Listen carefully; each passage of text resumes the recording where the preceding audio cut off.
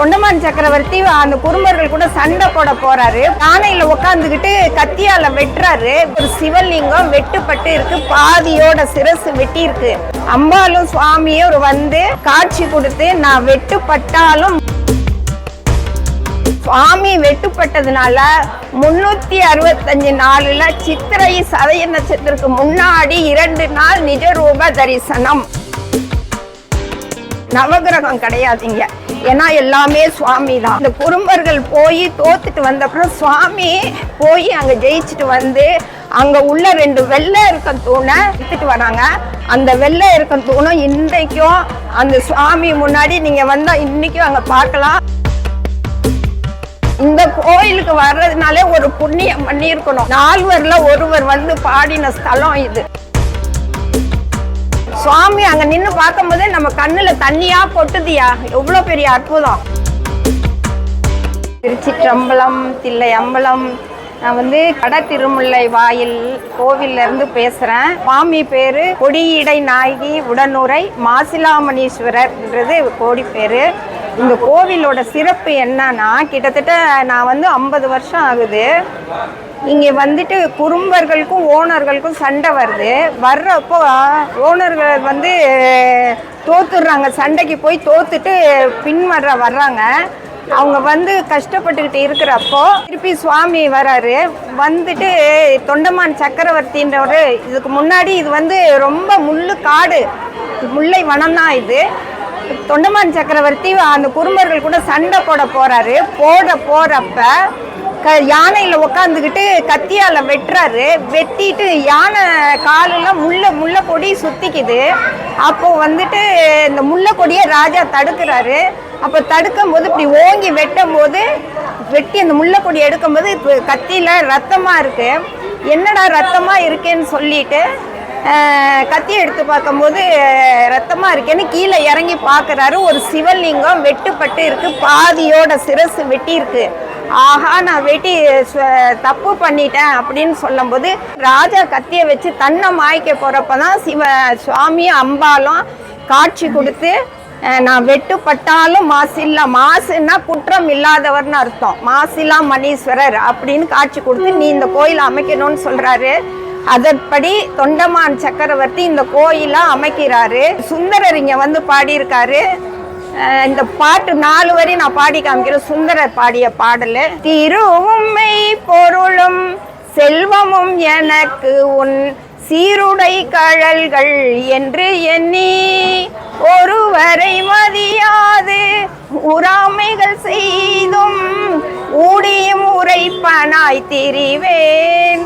முருகமர் சோலை சூழ் திருமுல்லை வாயிலாய் வாயினால் உன்னை பரவிடும் அடியேன் படுதுயர் கலையாய் அசுவதா பரஞ்சுடரே அப்படின்னு இதுல வந்து 11 பாடல்.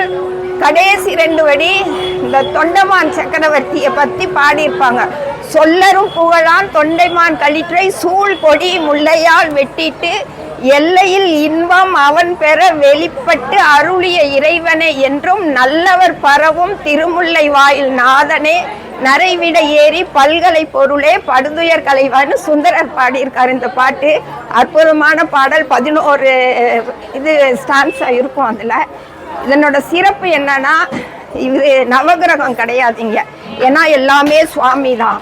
அப்போ இந்த குறும்பர்கள் போய் தோத்துட்டு வந்தப்புறம் சுவாமி போய் அங்க ஜெயிச்சுட்டு வந்து அங்க உள்ள 2 வெள்ளை இருக்க தூணை அவங்களுக்கு நாங்க ஜெயிச்சோன்றதுக்கு அடையாளமாக 2 வெள்ளை இருக்க தூணை எடுத்துட்டு வராங்க. அந்த வெள்ளை இருக்க தூணும் இன்றைக்கும் அந்த சுவாமி முன்னாடி நீங்க வந்தா இன்னைக்கும் அங்க பார்க்கலாம். இந்த வெள்ளை இருக்கும் தூண் திருட்டு போகாம இருக்கிறதுக்கு நம்ம கோயில்ல நந்தி சிவனுக்கு ஆப்போசிட்டா இருப்பாங்க. சுவாமியை பார்த்து இருக்க மாட்டாங்க, சிவனுக்கு ஆப்போசிட்டா இருப்பாங்க. இது ஒரு விசேஷம். இந்த நந்திய திருமண தடை உள்ளவங்க திங்கட்கிழமையில வழிபாடு பண்ணுனா திருமணம் நடக்கும், வேலை நடக்கும், எல்லாமே உண்டு. சுவாமியும் அம்பாலும் வேறுபட்டு இருப்பாங்க, திசை மாறி இருப்பாங்க. அதனால என்னன்னா, சுவாமி காட்சி கொடுக்குறப்ப நம்ம ஒரு அவசரத்துல போய் பார்க்கணும்னா நம்ம இடம் மாறுவோம். இப்படிதான் நிக்கணும் அப்படிதான் நிக்கணும். ஒரு சாமி கண்ணுல நம்ம பார்க்கறப்ப உடனே நமக்கு வந்து இப்படிதான் நிக்கணும் இப்படிதான் நமக்கு தோணாது. அதனால அந்த மாதிரி மாறி இருப்பாங்க. அது ஒரு சிறப்பு. இன்னொன்று என்னன்னா, வருஷத்துல எல்லா உற்சவமும் நடக்கும். தற்போது சித்திரை சதயம்னு ஒன்று வருது. சுவாமி வெட்டுப்பட்டதுனால 365 நாளில் சித்திரை சதய நட்சத்திரத்துக்கு முன்னாடி 2 நாள் நிஜரூப தரிசனம். இது வந்து இந்த சித்திர சதயன்றது ராஜராஜ சோழனுக்கு சம்பந்தப்பட்டதுனால அந்த சித்திர சதயத்தை ஏற்படுத்தியிருக்காங்க. அந்த 2 நாள் நிஜரூப தரிசனம், 3ஆவது நாள் அபிஷேகம் பண்ணி சந்தனம் சாத்திடுவாங்க. அதுக்கப்புறம் இதோட அடுத்த சித்திரைக்கு தான் ரொம்ப விசேஷம். சந்தன காப்புல இருப்பாங்க. அபிஷேகம் வந்து திருமேனிக்கு கிடையாது, ஆவுடையாருக்கு மட்டும்தான் பிரதோஷத்துக்கு. அதனால பிரதோஷத்தன்னைக்கு ஒரு ரசலிங்கம் வச்சிருக்கிறாங்க. அந்த ரசலிங்கத்துக்கு திருமேனிக்கு அபிஷேகம் பண்ணுவாங்க. 2வது சிறப்பு இங்க. அதுக்கப்புறம் ரொம்ப பழமையான கோயில். சித்திர சதயத்துக்கு இன்னைக்கு இந்த 2 நாளும் கூட்டமான கூட்டம் ரொம்ப சிறப்பாக நடத்துகிறாங்க. இதுக்கப்புறம் நம்ம சிவாச்சாரிகளும் ஆஃபீஸில் உள்ளவங்களும் இந்த கோயிலை செம்மனே நடத்தி திருவிழாக்களை ஒன்றும் தடைப்படாமல் எல்லா சிவாச்சாரிகள் ஆஃபீஸில் உள்ளவங்களாம் ஒத்துழைச்சி நல்லா நமக்கு செயல்பட்டு தராங்க. இந்த கோயிலுக்கு வர்றதுனாலே ஒரு புண்ணியம் பண்ணியிருக்கணும். திருமுல்ல வாயில் சரௌண்டிங்கில் இருந்தாலே ஒரு புண்ணியம் பண்ணியிருக்கணும்னு சொல்லுவாங்க. ஏன்னா 4வரில் ஒருவர் வந்து பாடின ஸ்தலம் இது. சுந்தரர் பாடிய ஸ்தலம். கண்ணு தெரியாத வந்து சுந்தரரு சுவாமிய திருமேனி இந்த திருமுல்லா வாயில அப்படியே கண்ணு தெரியாமலே புகழ்ந்து பாடியிருக்காரு. அது ஒரு பெரிய விசேஷம். இதனால திருமுல்லாய் வாயில்ன்றது ஒரு சிறப்பு மிக்க ஊர். திருவிழாக்கள் செவ்வனே நடக்கும்.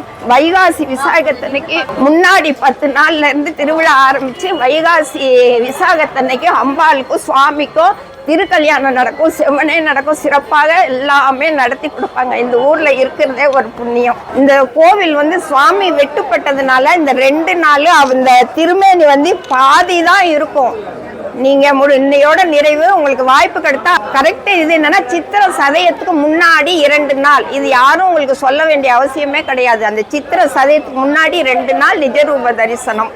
நீங்க வந்து இது பார்க்கறதுக்கே சுவாமி அங்க நின்று பார்க்கும்போதே நம்ம கண்ணுல தண்ணியா கொட்டுதியா. எவ்வளோ பெரிய அற்புதம். சுவாமி திருமேனி எல்லாம் உயரமா இருப்பாரு. அதனால நீங்க வந்து பாருங்க. இந்த திருமுல்லாய் வாயில இருக்கிறதுக்கே ஒரு கொடுப்பனை. நான் பார்த்தாலும் அதை விட பெரிய கொடுப்பனை தான். கோவில் வந்து இன்னைக்கு வந்து மினிமம் 8 to 9 வரைக்கும் இருக்கும். வாய்ப்பு கிடைக்கிறவங்க தவறாம வந்து சுவாமியை தரிசனம் பண்ணி திருவருள் கிடைக்கும்படி பார்த்துக்கோங்க. நாளைக்கு மினிமம் 8-8:30க்குள்ள வந்தீங்கன்னா திருமேனி நிஜ ரூப தரிசனம்னு சொல்லுவாங்க. சிறப்பாக செவனே இருக்கும். அதுக்கு மேலே வந்தீங்கன்னா அபிஷேகம் முடிஞ்சு சந்தனம் சாத்திடுவாங்க. காலையில் 6:30 மணிக்கு திறந்து 8 மணி வரைக்கும் தரிசனம் உண்டு. நீங்கள் வாய்ப்பு கிடைக்கிறவங்க வெள்ளனை வந்து பார்த்துட்டு போகலாம். இது எல்லாம் சிறப்பாக சிவாச்சாரிகளும் அவங்களும் நடத்துகிறாங்க. நம்ம கோயிலில் எந்த குறையும் இல்லை. கும்பாபிஷேகமும் எல்லாம் நடக்குது. திருவிழாக்கள் எது நடக்குது. மாசி மாதம் தெப்பம் நடக்கும். எல்லாமே சிறப்பாக செவ்வனையே நடக்குது.